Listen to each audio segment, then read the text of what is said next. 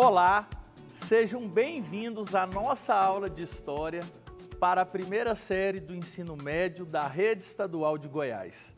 Lembrando que esse é o projeto Seduc em Ação, que apresentará programas diários com aulas para todo o ensino médio. Eu sou o professor Pedro Turco, vocês já me conhecem, e o nosso tema da aula de hoje é sobre renascimento cultural, um conteúdo importante para a primeira série do ensino médio. Veja, o renascimento cultural faz parte de uma série de movimentos históricos que marcaram a transição do feudalismo para o capitalismo. Então, nesse sentido, já tem algum tempo que nós já estamos vendo alguns movimentos históricos de transição do feudalismo para o capitalismo ou da Idade Média para a Idade Moderna. E o Renascimento entra dentro desse processo, entra dentro desse jogo de movimentos históricos que marcam essa transição, tá bom? Vamos para a nossa habilidade da aula de hoje. Observem aí, a nossa habilidade da aula de hoje é identificar os elementos da crise do século XIV. Veja, durante o século XIII, XIV e XV, alguns movimentos históricos negaram aquilo que existiu durante 1000 anos na Idade Média. E o renascimento cultural é um movimento que, em certa medida, nega aquilo que se pensava, que se produzia de cultura, saberes e conhecimentos durante toda a Idade Média. Tá certo?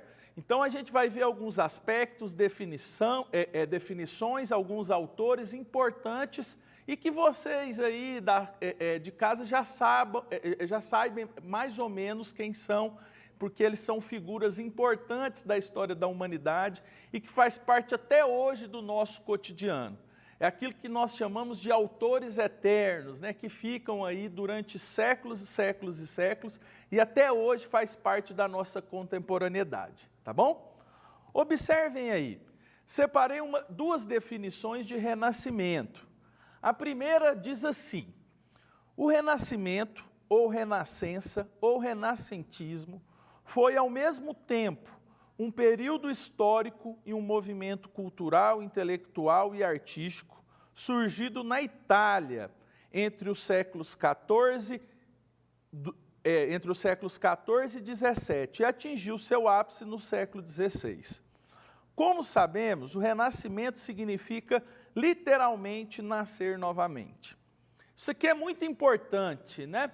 O renascimento, ele nasce em certa medida na Itália, e lá na Itália que ele floresce enquanto movimento cultural e intelectual. Então, nesse sentido, a palavra renascimento vem de renascer. Mas renascer o quê, professor Pedro Turco? De que nós estamos falando? De que saberes, de que cultura, de que artes nós estamos falando? Principalmente a arte greco-romana antiga. Então, o renascimento se propõe a pensar o homem no centro do processo e, a partir daí, resgatar aspectos artísticos, intelectuais e culturais da Grécia Antiga e de Roma Antiga, que fizeram parte durante muito tempo da história da humanidade. Por isso, da palavra renascimento, vem de renascer, ou seja, o renascimento da cultura da antiguidade clássica. Beleza? Anotem, isso é importantíssimo, a definição de renascimento. Vou repetir, renascer. Renascer o que, professor? A antiguidade clássica, aspectos artísticos, culturais e intelectuais. Tá certo? Então, observem aí, as origens, né, desse renascimento, quando que ele começa a florescer e quando que esse movimento nasce para a humanidade. Eu separei para vocês 3 aspectos das origens do Renascimento. O primeiro aspecto das origens do Renascimento é que ele marca a transição da Idade Média para a Idade Moderna. É a mesma coisa, corresponde o final do modo de produção feudal, feudalismo, e o início do modo de produção capitalista, ou capitalismo. E o homem assume o papel central em relação ao universo. Isso aqui é importantíssimo. Se na Idade Média a arte, a cultura, o conhecimento, os saberes estavam vinculados diretamente à Igreja Católica, à fé cristã. Durante o renascimento cultural, o homem passou a assumir essa centralidade e a produção de saberes, de conhecimento, passou a vir da própria relação do homem com ele mesmo. Então, os conhecimentos e saberes que nascem no renascimento cultural colocam novamente o homem no centro do universo, ao contrário da Idade Média. Isso aqui é importante e essa transição, né, de um conhecimento estritamente cristão, católico, para um conhecimento racional que nasce, entre outros movimentos, do Renascimento. Tá bom? Veja, quais são as características gerais do Renascimento cultural. Separei 4 para vocês, observem.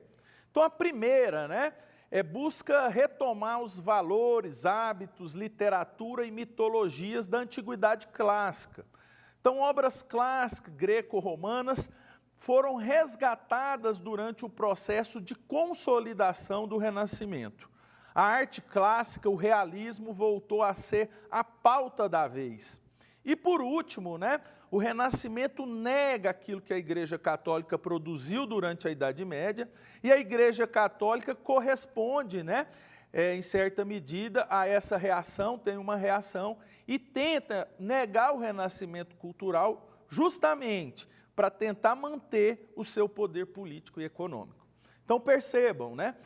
O Renascimento, ao produzir um conhecimento distinto, diferente do que a Igreja Católica produzia durante a Idade Média, há uma reação desse poder, principalmente uma reação política e econômica, de tentar negar o Renascimento enquanto um movimento vanguardista, novo e que, em certa medida, produz novos saberes. Então, a Igreja Católica, em certa medida, entra em confronto com esses autores, esses pintores, esses intelectuais que fizeram parte do Renascimento cultural na Itália.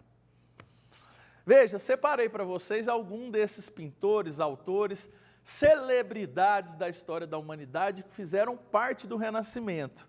Ó, o primeiro aí, se vocês já devem conhecer, Leonardo da Vinci, né? Vou ler uma definição aqui sobre a obra de Leonardo da Vinci. De obras icônicas como Mona Lisa e A Última Ceia, a projetos de engenharias voadores e estudos inovadores no campo da ótica e da perspectiva, Leonardo da Vinci conjugou a arte e a ciência, criando obras que fazem agora parte da história e do imaginário coletivo da humanidade. Isso aqui é importantíssimo. O Leonardo da Vinci, ele desenvolveu o conhecimento na sua totalidade. Se hoje nós temos disciplinas, componentes curriculares, na época de da Vinci o conhecimento era total. Então o Leonardo da Vinci tinha conhecimento sobre engenharia, sobre medicina, sobre pintura, sobre escultura. Então ele desenvolveu o ser humano na sua integralidade. Por isso que ele é uma figura importante para a história da humanidade e deixou um acervo histórico importantíssimo aí e que até hoje nós lembramos dele, até hoje na contemporaneidade, nos dias atuais, a gente lembra dessa figura, Leonardo da Vinci, tá bom?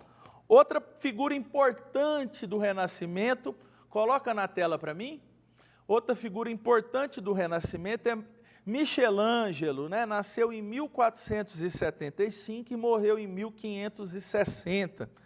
Quem foi Michelangelo, né? Foi um pintor, escultor, arquiteto e poeta do Renascimento italiano.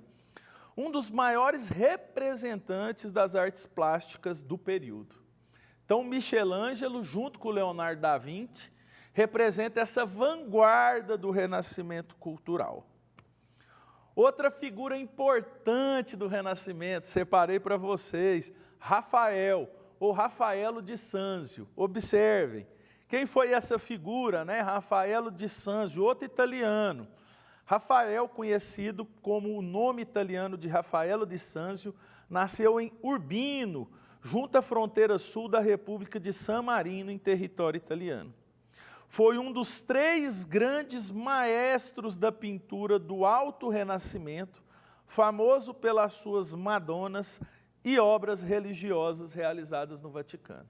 Então, muitas obras religiosas realizadas no Vaticano durante o Renascimento cultural têm a assinatura de Rafael, é um importante autor, pintor, escultor e poeta do Renascimento.